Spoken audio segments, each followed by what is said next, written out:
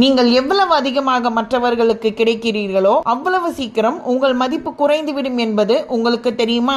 உங்களை மற்றவர்கள் மதிக்க வேண்டும் என்று ஆசைப்படுகிறீர்களா அல்லது உங்களை ஒரு பொருட்டாகவே மதிக்காமல் இருக்க வேண்டுமா? அதிகமான பாசமும் தேவையற்ற பேச்சும் உங்கள் மதிப்பை உங்களுக்கு தெரியாமலேயே அளித்துக் கொண்டிருக்கிறது. ஒரு வலிமை மிக்க வீரனாக இருப்பதை விட ஒருவன் பொறுமை மிக்கவனாக இருப்பதே சிறந்தது. ஒரு நகரத்தை அடக்கி ஆள்வதை விட தன் கோபத்தை அடக்கி ஆள்வதே மேலானது. யோசித்து பேசுங்கள். ஏனெனில் வார்த்தைகளுக்கு உயிர் உண்டு. பாவமும் துரோகமும் செய்துவிட்டு விலங்குகளுக்கு உணவளிப்பதால் மட்டும் உங்கள் கர்மா கரையாது. கர்மா என்பது நீங்கள் செய்த பாவம் மற்றும் புண்ணியம் உங்களிடமே மீண்டும் வருவதுதான். கடவுளையும் நிம்மதியையும் வெளியே தேடாதீர்கள், அவை உங்களுக்குள்ளேதான் இருக்கிறது. நினைவில் கொள்ளுங்கள், உங்கள் வாழ்வின் ஒவ்வொரு பிரச்சனைக்கும் தீர்வு உங்களிடமே உள்ளது. கர்மாவின் நீதியை நீங்கள் முழுமையாக நம்புபவர் என்றால் ட்ரூ என்று கமெண்ட் செய்யுங்கள். இது போன்ற பயனுள்ள வீடியோக்களுக்கு நமது சேனலை சப்ஸ்கிரைப் செய்யுங்கள். மீண்டும் அடுத்த வீடியோவில் சந்திக்கலாம்.